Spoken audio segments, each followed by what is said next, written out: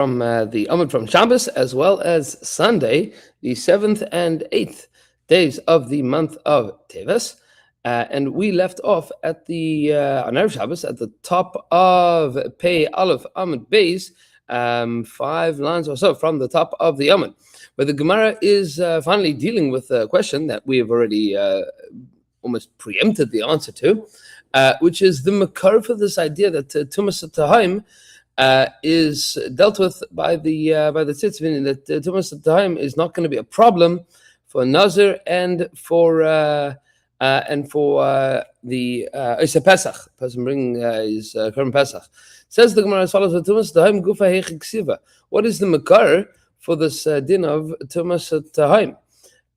Now we know that this question is going to be answered with it's not written anywhere, meaning it's a halacha l'Moshe Misinai. Nevertheless, this is the Gemara that establishes that fact, and the Gemara answers. Amar Rabbi Lazar says, Rabbi Lazar, Amar the pasuk says, "V'chiyamus meis alav." When talking about the Nazir, "V'chiyamus meis alav befeta pitayim," when a mace will die upon him, befeta pitayim, suddenly. Says the Gemara, what that means is b'mechuveres alav, when a person dies upon him, meaning he knows about it. It's very clear to him that somebody has just died. Says the Gemara, Ashkecha Nazir, okay, fine. That's a good makar for Nazir. How do you know about somebody bringing Korban Pesach? Amar Rabbi Yochanan says, Rabbi Yochanan, Amakra, the pasuk says, B'derech rechaika lochem, that one of the B'turim for not having to bring Korban Pesach is if you are B'derech rechaika, and the pasuk says, B'derech rechaika lochem, somebody that is on a far journey for you. What does it mean for you? That is clear to you. Now, how does this help you with Korban Pesach? So it must be that there's some relationship between Derech Rechaika and Tuma, both of them in the same pasuk. Rabbi Shimon Levi says, Amar Kederech, my Derech Begiloi av Tuma Nami Begiloi. And a third interpretation here, a third understanding, Rabbi Shimon Levi says, Rabbi Shimon Lakish says, sorry.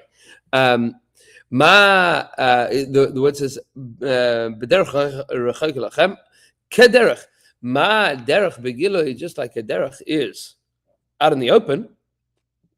After manam begiloi, so to tuma that is out in the open. That's what's going to make you tameh. Says the Gemara. Okay, fine. We have 3 mahalchim here. 3 mahalchim. Meisive. Nevertheless, we have a problem with this, because there's a Tosefta in Zavin that disagrees with these interpretations of Rabbi Lazar, of Rabbi Yochanan, and of Rabbi Shimon Lakish. Says the Tosefta in Zavin, Eizai Tumas HaTayim. What is Tumas HaTayim? What's the definition of Tumas HaTayim? Kol sheloi hikir ba'echad b'seif ha'olam. It is Tumah that is not known by anybody, even the Jew in Kathmandu. Like one Jew on the other side of the world, if he knows about it, it is not Tumas HaTayim. But if one guy knows about it on the other side of the world, and said Tumas HaTayim, that is not called Tumas HaTayim. Now here's the problem. According to Rabbi Lazar, that says if it is clear to him, ad diyada, who means if he knows it. If he knows it. According to Rabbi Yochanan, that says lachem, for you, that it is clear for you. Ad the other way train, meaning lachem, the minimum of lachem would be 2 people knowing about it. And the Amar kederech, that it is like a derech, ad the other kulam would be if the whole world knows. And if one person in the world doesn't, meaning if it's not obvious to everybody, then it would be Tumas HaTayim. Meaning from the drushes of Rabbi Lazar, of Rabbi Yochanan, and from Rabbi Shimon Lakish, you don't learn this fact, this din, that Tumas HaTayim is even if one person on the other side of the world knows about it, then it is not Tumas HaTayim. Meaning these psukim are insufficient to teach you that din. Ella Tumas HaTayim, says the Gemara. No, you're misunderstanding here. Ella Tumas HaTayim hilchos hagemirila. The whole institution of Tumas HaTayim, that one guy on the other side of the world is if he knows about it, it's not Tumas HaTayim. That's a halacha l'Moshe Misinai. Hilchos hagemirila. Ukra asmachta ma'alma. And the fact that we have psukim here of Rabbi Lazar, Rabbi Yochanan, and Rabbi Shimon Lakish, that's an asmachta, that's just a hint, it's a support from the pasuk that reminds you of this din, but it is not the source for this halacha. The Rambam points out, of course, in the Akdama to the Mishnah Torah, that halacha Mishnah means something that doesn't have a proof through the Yugul Midas Torah Nidresh. There's no way of deriving it from the Torah. So there might be an asmachta, there might be a support for it, but a derivation from the Torah we do not have, and that is what the Gemara concludes here. Amar Bar Rav Ashi says, Bar Rav Ashi lo yishanu ella, that they only taught this din of Tumas Tahim, ella shenoid loi la'achar zrika. It's only going to be dealt with, meaning the Tumas Tahim is only going to be mutter, meaning it's not going to be a problem if he found out about it la'achar zrika after the blood of the korban was already thrown in the mizbech. Dechi izrik dam shapir izrik. Then once the blood is thrown in the mizbech, it's okay because you didn't know about it before then. But if you knew about it before zrika, then it doesn't help. Meisive says the Gemara, hold on a second. That doesn't make any sense. The din is that if a person finds a dead body that is lying across the entire width of a road, nobody knew about it, all of a sudden they discovered it. So all of the people that cross the street, L'truma, when it comes to the din of truma, tame, he has a din of tame. When it comes to truma, he's tame completely. The guy that the kohen or whatever, the shoulder was separating the trumas, whatever the case might be. With regards to the halachas of truma, he's 100% tame. Le nazir is a pesach tar, but if we're talking about a nazir or somebody that's making korban pesach, he's tar, completely tar. And now here's the question of the Gemara. And anytime that you say tame, it means tame going forward. And anytime that you mean tar, it means tar. The status is tar going forward. It means that it's tar. And if you're going to tell me that the Nazir and the Isa Pesach is tar, it means regardless of when you find out about, whatever you find out about, he is an Isa Pesach. It means that he is tar. It's not that before Zrika and after Zrika would be different. No. When he engaged with the tumah, at that point in time, he is tar going forward, regardless of when he finds out about it. That tumah is not a question about when he knows about it. Once he's come in contact with the tumah, if he is a nazir or an Oseh Pesach, he's tar. Says the Gemara, this statement of that we quoted from Bar Rav Ashi is for sure not correct. If he said anything, if Bar Rav Ashi said anything, this is what he must have said. Amar Bar Rav Ashi says, Bar Rav Ashi loitema, meaning everything that we said about Bar Rav Ashi was not said as a statement. It was said as, don't say this. Loitema,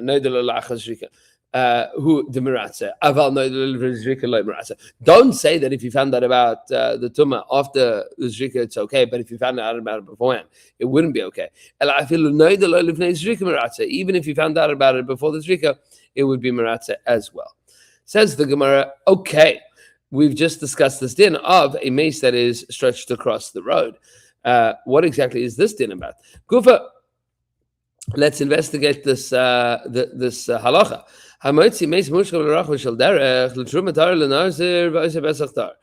a person finds a body that was stretched across the road,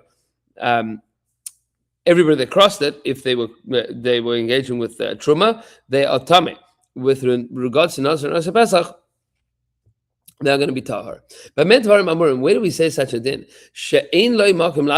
That would only be true, meaning with regards to making him tameh for truma, that would only be true if there was no space for him to cross the street. There's no ways that he could have crossed the street without encountering this dead body. The dead body is stretched across the entire width of the road. But if he could have gone this way or that way, there's space. So after truma tar, then even for truma it would be tar. Why? Because we don't know if he engaged with this dead body, if he touched it. But where do we see this? Where do we say such a din? That is only if the body was whole. But if it was broken up, if it was in pieces, tar, then for sure everybody's going to say that you're tar in all cases. Why? Maybe the way that he walked was in between the pots. But if the body was in pots, nevertheless it was in a kever, it was in a grave,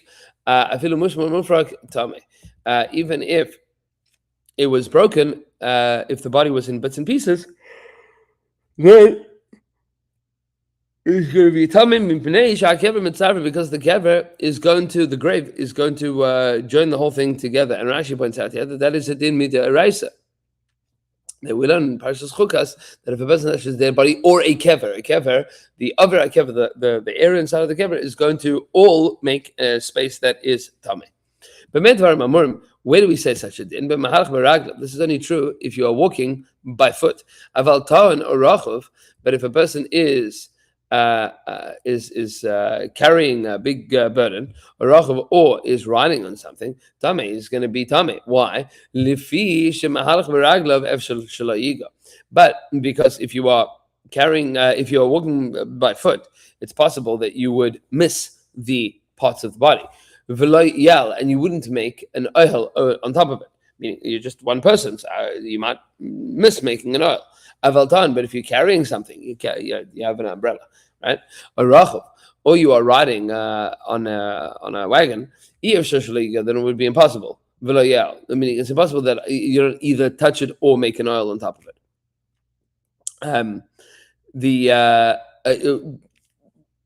Why is this necessarily so? So Rashi points out here that Masa al karcha umal al stada. So a person that's carrying something for sure is not walking in 100% straight line. Meaning you are definitely moving if you're carrying something, even if you're carrying something heavy, even if it's not going to make an oil. Or it's big enough to make an oil. But where are you going to say such a din? Where do we say this din that the Nazir and the Oser Pesach are going to be tahar? That's only if it's Tumas time. If no Jew in Kathmandu knew about this. But if it was Tumah Yidua, then he would be Tameh. And where do we say that there is Tumas Satayim? Meaning, in the original case, which is a guf that is shalim, that you'd be Tameh for in all other cases. This was the Tosefta in Zavin that told us what exactly is Tumas Satayim called. If there isn't anybody anywhere in the world that knows about this tumah, but if somebody knows about it, if one guy knows about it, this is not called tumas time. And if you found it in a haystack, in straw, buffer in the ground with a or in a pile of pebbles, that we could assume is tumas time that nobody knows about it. But mayim. What if the body was found in water, crossed through water, and you didn't know that there was a body there? Or in a dark place in the clefts of rocks, some ditch in between rocks. Ain't it Tumas time? It's not called Tumas time because all of those places are places that, in theory, a person could have seen. Right? A person could have seen the body already in the water, and a person could have seen a body that was at the bottom of a cliff, right, between two rocks, or a person could have taken a torch into a dark place, into a cave, and had seen the body there. So the fact that you didn't know about that before, if it was visible, then at least theoretically visible, then that would not be Tumas time. But if it was underground or in the dirt or in a haystack, so those things are not transparent. You wouldn't be able to see through that, and we would assume that is Tumas Tahim, unless somebody knew about it. Okay. Says the Mishnah as follows. Back to halachas of the dinner of the Pesach. What happens if the Korban Pesach became tameh while it was shalim? Right? Yeah, coming home from Har HaBayis with the Korban Pesach, and all of a sudden it becomes tameh. Shalim aruba, or the majority of it became shalim as soon as you started taking it apart to get to get ready for it. Sovereign osa, meaning obviously you roast it whole, but if the majority of it became tameh.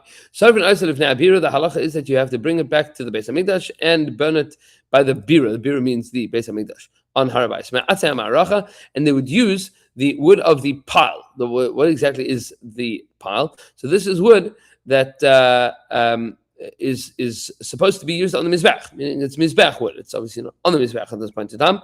This is wood that is ready to be used for the mizbech. It comes from the mizbech storehouses.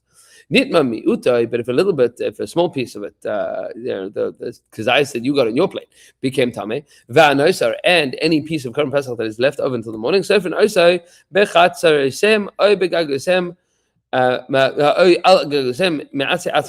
the halacha is that you burn that in your courtyard or on your rooftop, and that you supply the wood yourself. Don't take from the Beis Hamikdash.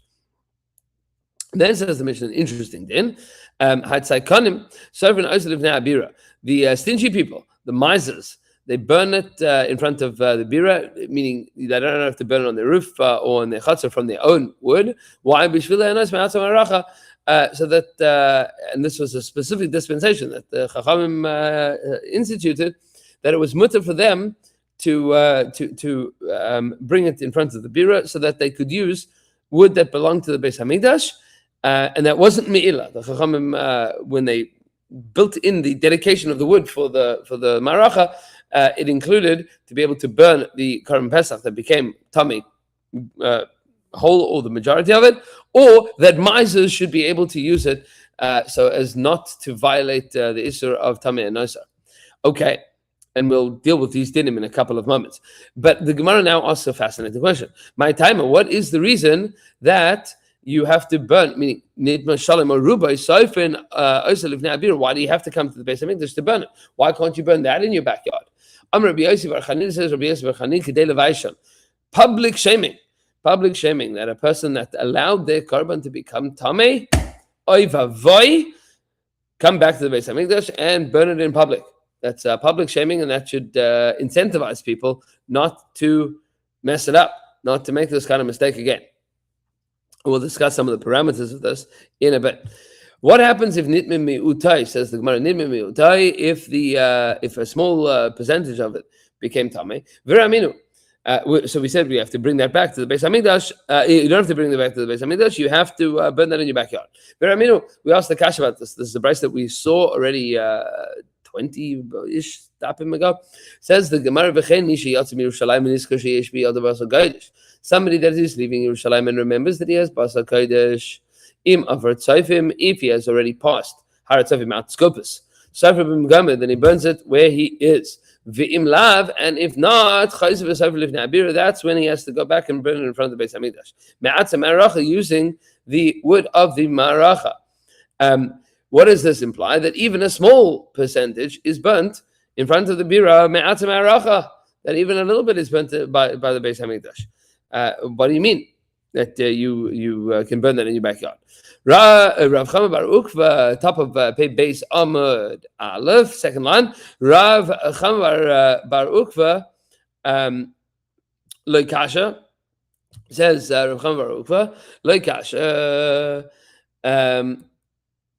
Kan ba'achsanai, kan be'balabais. There is a difference between an achsanai, between a guest, somebody that's not a resident of Yerushalayim, he's a visitor. Kan be'balabais, and he has somebody that lives in Yerushalayim. Meaning, our Mishnah refers to somebody that lives in Yerushalayim. He has a roof, he has a backyard that he can burn his Pesach on. But the achsanai, the guy that is on his way back home, so he doesn't have a way to burn. He's already checked out of the Waldorf. He's not allowed to. They're certainly not going to let him go burn it in the backyard over there. He doesn't have a way to burn it. Or he's checked out already. He's on his way back home, so he has the right to burn it on Har HaBayis. Rav Papa says, no, both the Mishnah and this thing that we just quoted are both talking about a visitor. But it depends. Is he already on his way out of the city? Or is he not on his way out of the city? Meaning, if he's on the way out of the city, so then we don't trouble him to go back to the hotel and check in again. We tell him he can run to the Beis Hamikdash. But if he's at home, meaning if he's still got his room in the hotel for another couple of nights, so then then he is obligated to burn it there and not use the wood of the maracha. Rav Zvid says, no, it's what we said beforehand. There's a difference between a visitor and a resident. Even though he is not yet on the way, the balabais is not come Achsanai come about. Va'afal gav deloy hilchos b'derech. Achsanai came in the leislei asu k'tzayikanim. And the din with an Achsanai is that since he even if he hasn't gone anywhere, he hasn't traveled anywhere, he doesn't have where to burn it. They're not going to let him burn it in the backyard of in the bottom of the wall of Historia. They're not going to let him do it. So Tzayikanim, they made him like the Tzayikanim, like the misers, and they gave him the right to burn it by the Beis Hamikdash. Ditnan, because we learn the Mishnah Tzayikanim started from Abira, that the misers, that the stingy people are allowed to burn in front of the bira, so that they'd be able to benefit from the wood of the ma'aracha, from the wood of the mizbech pile. Now, this is an interesting din because it seems to be that sometimes we are makel to allow people to burn it in front of the Beis Hamikdash, and we just said to Rabbi Yossi that this is shameful for a person to do such a thing. So, what exactly is this din of the tzayikanim, of the miserly people that don't want to spend their own money on buying their own wood to burn the compressor that became tummy or that became nicer? So it was left overnight. So what exactly defines somebody as a miser? So the Meiri says something fascinating. It says somebody that is willing to undergo the shame of the public humiliation of burning it in front of the Beis Hamikdash, that everybody should know that they left over a piece of the Korban Pesach, or some of the Korban Pesach became tamei. Somebody that is willing to undergo the public shaming to save a buck, that's called the miser, right?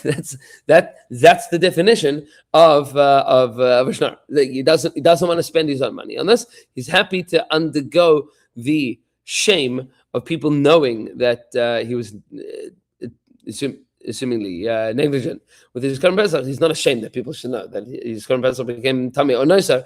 So if he wants to do that to save a buck, that's called tzayikanim. Says the Gemara as follows: Tanu Rabbanan, the Rabbanan taught us in a brayso that if they want, they can burn it in their backyard. And from the atzei hamaracha, from the itzim of the mizbech, ein shoymen lahem. We don't listen to them. Meaning, somebody that says, yeah, I want the best of both worlds. I want to be able to burn it in my backyard, and I also want to use the eitzim of the ma'aracha, right? I don't want to be embarrassed, but I don't want to spend my own money. We don't listen to them. Why? Livnei abira, in front of the Beis Hamikdash, ume'atze atzman, and likewise, somebody that says, I want to burn in front of the Beis Hamikdash, and I want to use my own wood. We also don't listen to them. Why not? That one is already interesting. It makes sense to say that we don't let you take the wood of the Beis Hamikdash home and use it in your backyard. That we don't listen to you. Dilma, because what happens if a little bit of this gets left over? It's not just that we want to ensure that you're publicly shamed and people should know that you're a miser. It is, there's a fundamental potential issue here. Meaning, we could be nice to you. Sure, we'll be nice to you. But if one piece of wood gets left over, what's going to happen? Also, you're going to end up violating me'ilah. You have a piece of wood that belongs to the Beis Hamikdash in your backyard that you are not using to burn it. You have leftover wood. You have a piece of coal that's charcoal from the Beis Hamikdash. What are you going to do with that now? Now you're going to end up using that. That would be an issue deraisa me'ilah. But why don't we allow you to bring your own wood in front of the Beis Hamikdash? Right? Just bring your own wood. Save the Beis Hamikdash money. Why don't we let you do that? Rav Yosef Amr, that's an interesting machlokes here. Rav Yosef says because if people were effectively assuaging their own guilt of messing up by bringing their own wood to the Beis Hamikdash, they said, I'm happy to take upon myself the shame of doing so, and I'm even bringing my own wood. Right? You turn the shame into to tzidkus. What's going to happen is anybody that has to use the wood of the Beis Hamikdash because they don't have, because they're poor, that's not okay, right? Meaning we are okay. It seems to be we are okay, says Rav Yosef, shaming people for violating or for being negligent. And not ensuring that their Pesach did not become Tomei. But to shame people for not having funds, that we don't do. We don't shame people for being poor. Shame people for not being religious, sure. Shame people for being poor, Khalil. Rava Amar Rava says,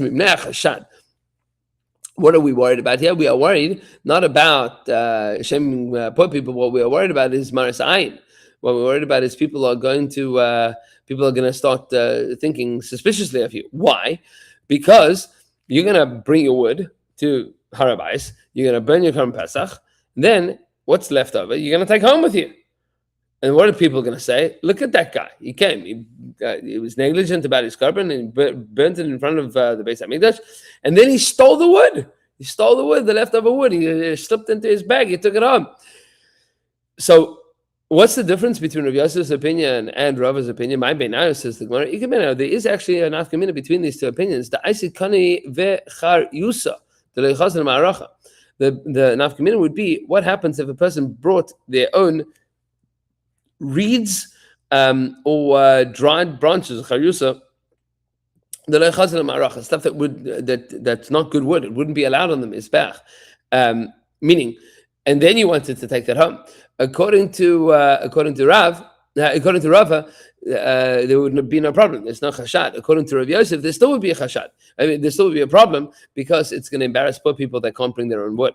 Tanan Hasam, and we have a brisa that teaches similarly. That, and we're going to see a similar machlokes between Rav Yosef and Rava. Rosh HaMamid Hayamamid Es Hatmeim Al Shar HaMizrach. That every morning the Rosh HaMamid, the guy that was in charge of the Kohanim or the Kohanim and the Yisraelim that were stationed in the Beis Hamikdash on that particular day, you always had to have a representation of Klal Yisrael. Because the Klal Yisrael is the Bailim on the Korban Tamid, so you had to have a representation of Klal Yisrael. Those were the Yishal b'Ma'amadam that would ensure that there was a group of Jews. There was always the group of Jews that was always there, present with the Korban Pesach, present with the Korban Tamid. So that Rosh HaMamid, the guy that was in charge of the Mamid of that day, Hayamamid es Hatmeim al Shar HaMizrach, would figure out all of the Tmeim, any Kohen that was connected to that Maimed, right? The 24 groups of Kohanim that cycled throughout the year. So you'd have somebody that would say, who amongst the Kohanim became Tameh last night? You go stand in the corner, right? They would put them al Shar HaMizrach on the by the eastern gate publicly. So my time, what's the reason? Amar Rav Yosef G'day says Rav Yosef to be mavayish them, public shaming. Public shaming that if you're a kohen, you're supposed to be working in the Beis Hamikdash today. You found a way to become tamei last night. You didn't figure out to stay tahar, so that's shameful. And this public shaming would ensure that people would be more careful. Rava says no, mimnei chashad. We did it not to embarrass them. We did it to save them from people suspecting them. What would be the suspicion? Why is the guy not here today? So why is he not here today? Because he went to work. He didn't want to be in the Beis Hamikdash. He wanted to make money. He went back to his business, his import, export, buying, selling, trading. He's in Yerushalayim. He could make a quick buck. No. So we want people to know that he is Tomei. That's the reason that he didn't show up for work today. Maybe now, what's the machlokes between? What's the nafkamina between them? There is such a nafkamina between them. What is it with mefanki? With people that don't have to work for a living, people that are wealthy enough, they say independently wealthy, right? They don't need to work for a living. They have enough money that nobody would suspect them of going off to work. He's plenty wealthy. He's retired. He doesn't need to work. Inami, alternatively, the total opposite. The gadol shishura, somebody that makes a living by braiding ropes. A rope braider makes such a small amount of money that nobody would suspect him from ducking out of working in the Beis Hamikdash in order to go braid some ropes. It's for sure. I mean, the pitiful amount that he's going to make from that, nobody would suspect that he's off to work for that. And that would be the nafkamina. That if those guys didn't show up, so according to Rabbi, there would be no chashad. But according to Rav Yosef, you have to still embarrass them, and therefore you would put them by the Shar Mizrach. Okay, next Mishnah says the Mishnah as follows, halfway down on Pei Beis Amud Aleph. HaPesach sheyatza oshenitma yisarf miyad. If you have a Pesach that went out, meaning went out, that means it went out of Yerushalayim lichora, Oshe nitma, or it became tameh, Yisarf miyad, it should be burnt immediately. Now, the way the Rashi learns this whole sugya is that we are talking about all of these things happening on the 14th day of Nisan before Yom Tov starts. Meaning, you have Yom Tov starting the night of the 15th, Shetland the Pesach, you brought it home, and somewhere or another, it got mixed up and it got taken outside of Yerushalayim, or it became tameh.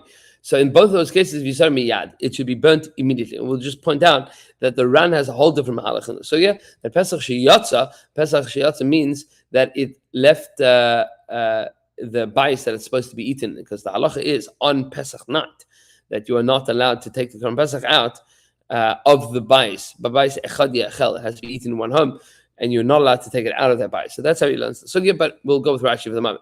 Pesach sheyatza, Pesach that went out of Yerushalayim on the 14th of Nisan, or became tameh on the 14th of Nisan, Yisarf miyad, it should be burnt immediately. It doesn't need ibrut surah. It doesn't need to wait until it has changed form.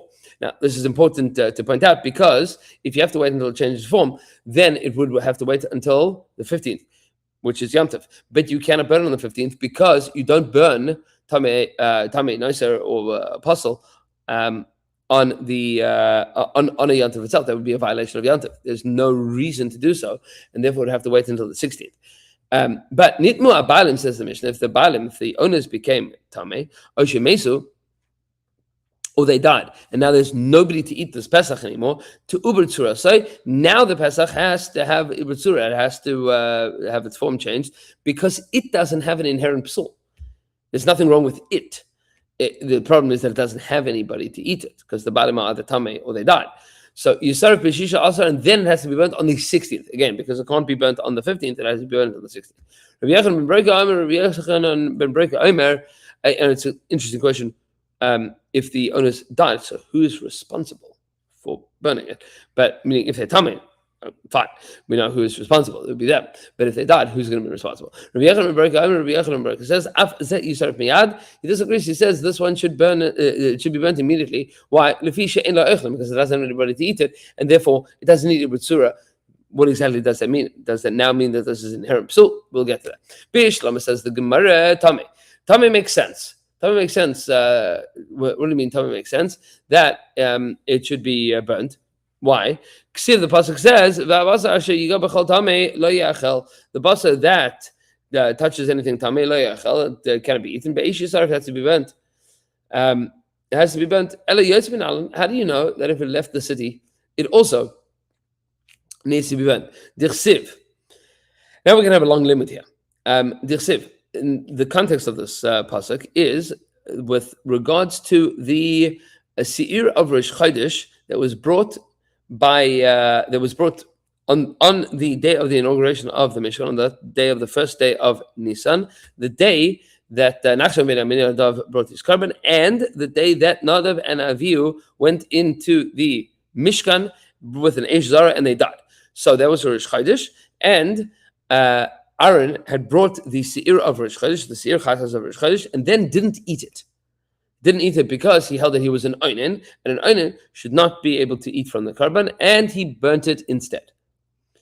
Now, that didn't go out of the place that it was supposed to be. But from the question that Moshe Rabbeinu asks Aaron HaKohen, the Gemara is going to derive this din of Yotze. Says the Gemara as follows, Dirshu. Pasuk says, Hein lo yuva istama el hakodesh pnima. Its blood wasn't brought into the Kodesh Pnima inside. That's an interesting phrase. El HaKodesh, into the section called the Kodesh, Pnima, inside. What does that mean? Amar Moshe LaAaron, says Moshe to Aaron, Madua lo yachalta mesachatas, why didn't you eat the chatas? And then he preempts possibilities. Shema nichnas dama lifnai v'lifnim. Maybe it went lifnai, the blood was taken lifnai v'lifnim. Now, some of the I think the Shimon Kubetz is to say lifnim, not lifnai v'lifnim, because there would be no thought that it would have been brought into the Kodesh HaKodashim. Rather, it was taken into the Kodesh. Was the blood brought into the Kodesh? Amar lai, he says no, it wasn't brought into the Kodesh. It was still in the section outside. Amar lai says to him, Shemachus mechitza yatza. Was it taken outside of its mechitza? Amar lav b'kodesh.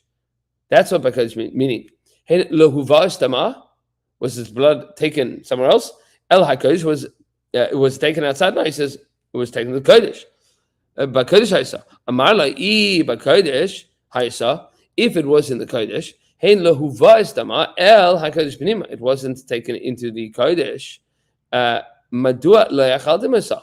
Why didn't you eat it? Meaning, michlal de'i nafka, if it would have left the kodesh, meaning the mishkan, inami al dama lifnim, or it was taken all the way inside to the kodesh section or the kodesh kedoshim, theoretically. So bas reifei, that's when it should be burnt. Meaning that if the blood of the korban was taken either all the way inside, or if any part of the korban was taken outside, that's when it should be burnt. But none of that has happened. Why did you burn it instead of eating it? Says the Gemara, Bishlam nitma galarachmane bekachim kalim. So it makes sense. Bishlam nitma makes sense. We know the din of nitma if it became puzzle. Galarachmane, the Torah is revealed bekachim kalim. With the nitma galer rachmana b'kachim kalim kol sheken b'kachim kedashim ele yotze ashchan kachim kedashim kachim kalim minala. It's true with regards to nitma. The Torah has told us that with kachim kalim, meaning with a shlomim or a pesach, that if it became tamei, you cannot eat it. Kol sheken b'kachim kedashim. How much more so with regards to kachim kedashim? Meaning the pasuk has told us with regards to tamei that the Pesach that becomes Tameh has to be burnt. Obviously, if a Chatas, which is Kachim Kedoshim, became Tameh, it should also be burnt. But how are you going to learn from the Chatas, from the Seir Chatas, which is Kachim Kedoshim, that it needs to be burnt? How are you going to learn Kachim Kalim, which is more lenient? Meaning, how does this limud help you to know the Pesach, which is Kachim Kalim? That would need to be burnt. For two, and furthermore, had the Danya, that which we said, had the Danya, that which we said, Dama, it's blood. It's blood. What is this din of? It's blood. Says the Gemara, Dama nishbach, Dama. If the blood was poured out, Yatsa Dama chuz the climb. If the blood was taken outside of the climb, the Kailam Bishrefa, that the whole thing is required to meaning we know that these things, the Kamilam b'shrefa, that if the blood was taken inside, or if the blood was taken outside, that it needs shrefa. Minalan, where do we learn about the rest of the korban? Says the Gemara, Nafgalan me de Rabbi Shimon. We learn from Rabbi Shimon. Be'ezrim Yisbarach. We will continue with this limit of Rabbi Shimon during our shir tomorrow, and hoping that everybody has a wonderful Motzei Shabbos and Sunday and week ahead. Be'ezrim Yisbarach, to be continued.